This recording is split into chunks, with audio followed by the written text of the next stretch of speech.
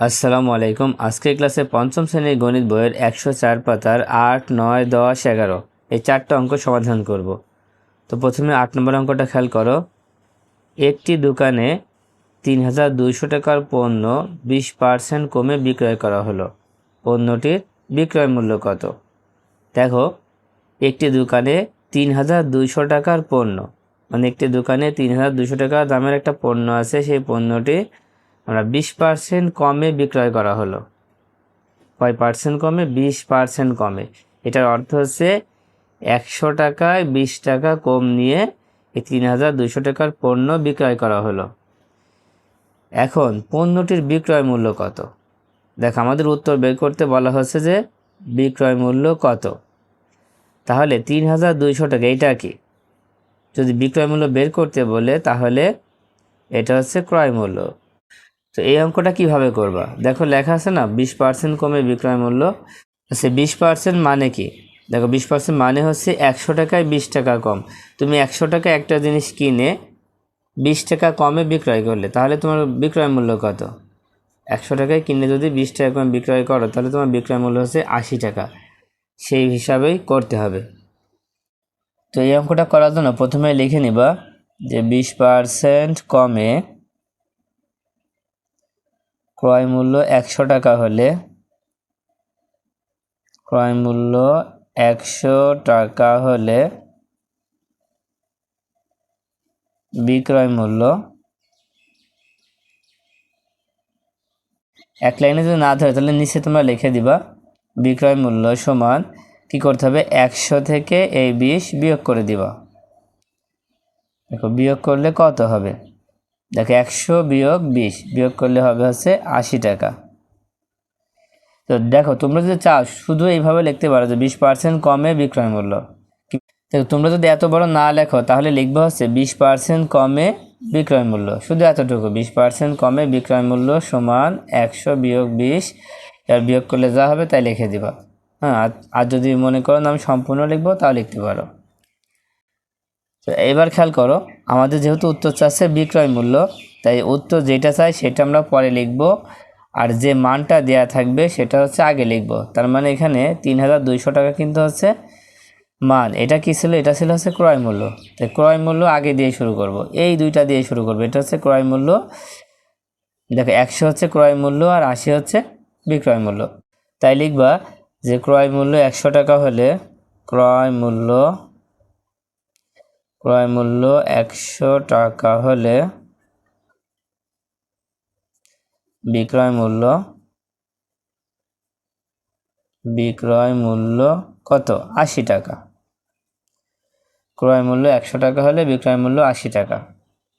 এবার ক্রয় মূল্য 1 টাকা হলে বিক্রয় মূল্য কিভাবে লিখতে হয় তোমরা তো জানো। এখানে যেটা থাকবে সেটা লিখবো উপরে, আর এই 100 লিখবো নিচে, কারণ 100 নিচে 1 লিখলে এই 100 দিয়ে 80কে ভাগ করতে হবে, তাই দাগটাকে আমরা কি বলি? ভাগ বলি। এবার দেখো, বইতে দেওয়া আছে 3200 টাকা, এটা কিন্তু ক্রয় মূল্য ছিল, সেজন্য লিখবো ক্রয় মূল্য 3200 টাকা হলে বিক্রয় মূল্য। এবার 3200 কোথায় হবে? দেখো, একের নিচে যখনই আমরা কোনো সংখ্যা লিখবো সেই সংখ্যাটা গুণ হবে, আর যখনই গুণ হবে সেই সংখ্যাটা উপরে লিখতে হবে। দেখো, উপরে আগের থেকে 80 আছে, তার সাথে গুণ দিয়ে 3200 লিখতে হবে। এবার নিচে আছে 100। এবার কাটাকাটি করে দাও। দেখো, এই 2 শূন্য এই 2 শূন্য কেটে দাও। এবার গুণ করে ফেলো। দেখো, 80 আর 32 গুণ করলে উত্তরটা হয়ে যাবে। আচ্ছা, প্রথমে এই 8 দিয়ে আমরা 2কে গুণ করি।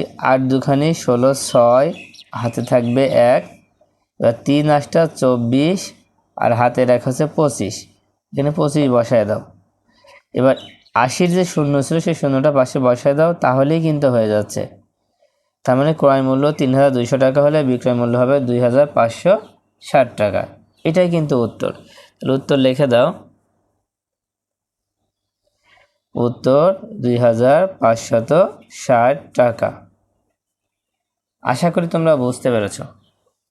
এবার 9 নম্বরটা খেয়াল করো। 9 নম্বরে লেখা আছে, একজন বিক্রেতা কৃষকের কাছ থেকে সবজি কিনে 40% লাভে 6300 টাকায় বিক্রয় করলেন। সবজির ক্রয় মূল্য কত ছিল? দেখো একজন বিক্রেতা কৃষকের কাছ থেকে সবজি কিনলেন, কত টাকা দিয়ে কিনলেন সেটা কিন্তু এখানে দেওয়া নেই। এখানে দেওয়া আছে যে সবজি কেনার পরে 40% লাভে 6,300 টাকায় বিক্রয় করলেন। তার মানে তিনি 40% লাভ করে 6,300 টাকায় সবজিগুলো বিক্রয় করলেন। 40% লাভ মানে কি, যে 100 টাকায় সে 24 টাকা লাভ করছেন। প্রতি 100 টাকায় কয় টাকা লাভ করছে? 40 টাকা কিন্তু সে লাভ করছে। তো সবজির ক্রয় মূল্য কত ছিল? এখন সবজির ক্রয় মূল্য আমাদের বের করতে হবে। আগেরটায় বের করলাম হচ্ছে বিক্রয় মূল্য কত হবে, এবার বের করতে হবে ক্রয় মূল্য কত হবে। যখন ক্রয় মূল্য বের করতে বলবে তখন কিন্তু ক্রয় মূল্য পরে হবে আর বিক্রয় মূল্য আগে হবে, ঠিক আছে? তো আমরা শুরু করবো কিন্তু 40% দিয়ে। দেখো আমরা লিখবো 40% লাভে বিক্রয় মূল্য। তো তোমার 9 নম্বর দিয়ে খাতায় লিখবা 40% লাভে বিক্রয় মূল্য। কি লিখলাম? বিক্রয় মূল্য। লাভ বললে কি হয়? যোগ হবে, তাই 100-র সাথে 40 যোগ করে দিবা। তো যোগ করলে কত হবে? 140 যোগ করলে হবে 140 টাকা। এখন দেখো এই 140 টাকা কিন্তু বিক্রয় মূল্য, তাহলে ক্রয় মূল্য কত ছিল? ক্রয় মূল্য কিন্তু 100 টাকা ছিল আর 140 টাকা হচ্ছে বিক্রয় মূল্য। দেখো আমাদের উত্তর বের করতে হবে কি ক্রয় মূল্য কত, তার মানে ক্রয় মূল্যটা আমাদের পরে লিখতে হবে আর বিক্রয় মূল্যটা আগে লিখতে হবে। এখন এখানে 100 হচ্ছে ক্রয় মূল্য আর 140 হচ্ছে বিক্রয় মূল্য, তাহলে বিক্রয় মূল্য আমরা আগে লিখবো, ক্রয় মূল্য পরে লিখবো। তাই লেখা শুরু করবো যে বিক্রয় মূল্য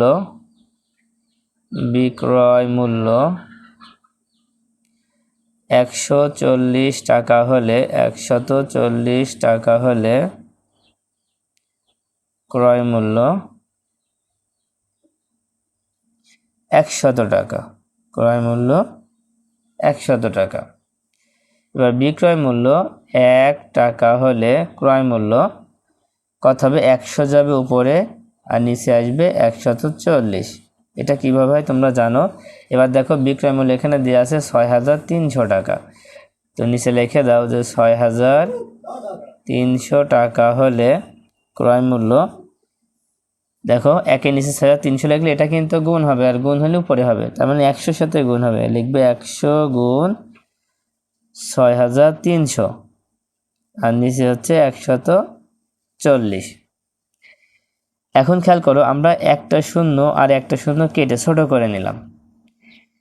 এবার আমরা আগে 14 দিয়ে 630কে ভাগ করে দেখতে পারি যে আসলে ভাগ করা যায় কিনা। যদি না যায় তখন অন্যভাবে করব। তো 14 দিয়ে 630কে ভাগ করে দেখি কত হয়। দেখো আমরা এখানেই করে দিচ্ছি যে 14 দিয়ে 630কে ভাগ করব। তো প্রথমে 14 দিয়ে আমরা ভাগ করব 63, কয়বার যায়? দেখো 14কে 14, 14 28, 3 14 42, 4 14 56, 5 14 70। 5 নিলে বেশি হচ্ছে, তাই 4 নিব। 4 যদি নেওয়া হয় তাহলে কত হচ্ছে? 4 14 56। এবার বিয়োগ করে ফেলো, বিয়োগ করলে দেখো 6 আর 3কে 13 ধরো, 13 থেকে 6 বিয়োগ করলে কত হয়? 7 হয়।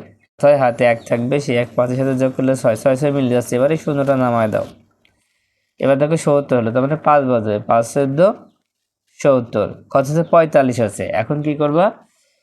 এই 14 দিয়ে 630কে আমরা ভাগ করব, মানে কাটাকাটি করব। যদি কেটে দিই তাহলে আমরা পাবো হচ্ছে 45। কত পাবো? 45 পাবো। এবার 100 আর 45 গুণ করলেই উত্তরটা হয়ে যাবে।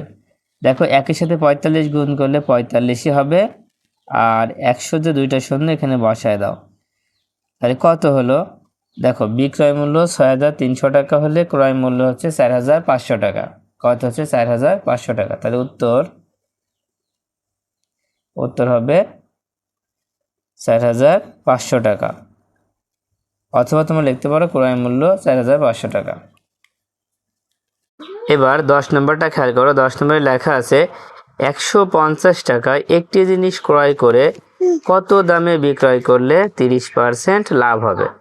দেখো তুমি 150 টাকা দিয়ে একটা জিনিস কিনলে, 150 টাকা দিয়ে একটা জিনিস কেনার পরে সেই জিনিসটা 30% লাভে বিক্রয় করলে।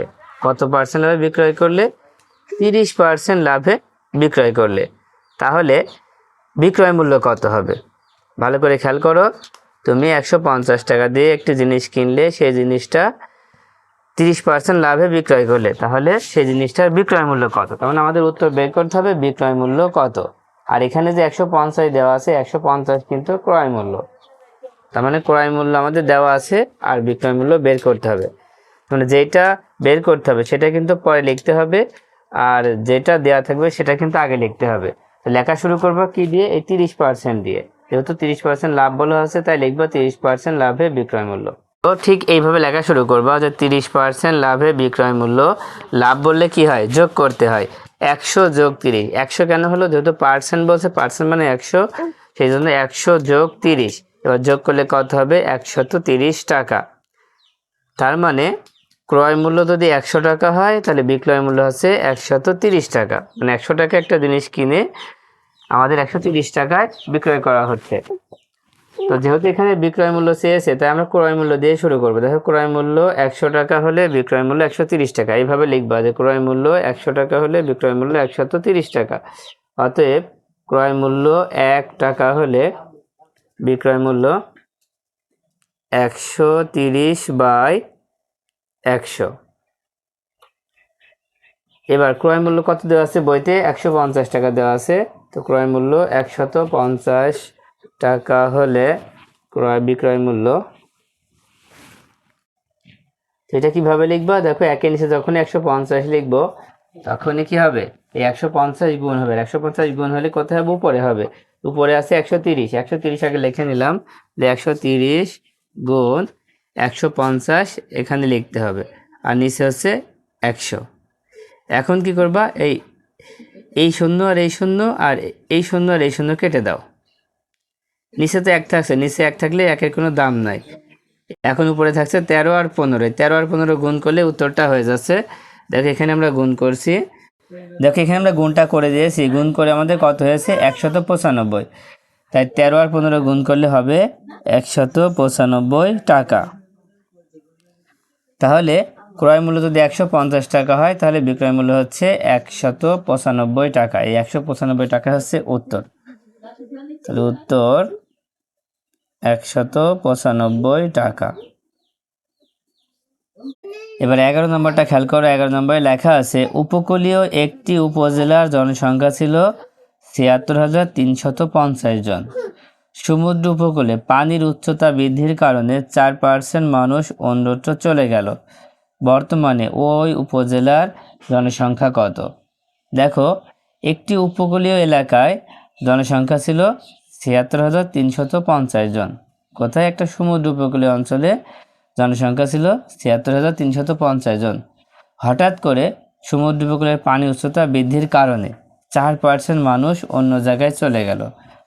যখনই 4% মানুষ অন্য জায়গায় চলে গেল, তো চলে যাওয়ার পরে এখন বর্তমানে ওই উপজেলার সংখ্যা কত হবে সেটা আমাদের বের করতে হবে। তো শুরু করতে হবে কিভাবে? দেখো, এখানে দেওয়া আছে না, 4% মানুষ অন্য জায়গায় চলে গেল। চলে যাওয়া মানে কি? কমে যাওয়া, তাই না? চলে যাওয়া মানে হচ্ছে কমে যাওয়া। তো আমরা শুরু করব কিভাবে? দেখো, 4% মানুষ অন্য জায়গায় চলে গেল, তাই লিখব 100 জনে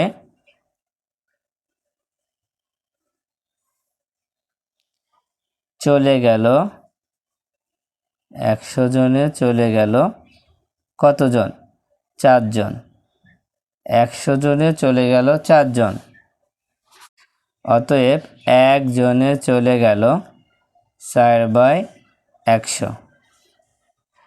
এবার কতজন আছে? দেখো, এখানে ৭৬,৩৫০, তাই লেখো ৭৬,৩৫০ জনে চলে গেল।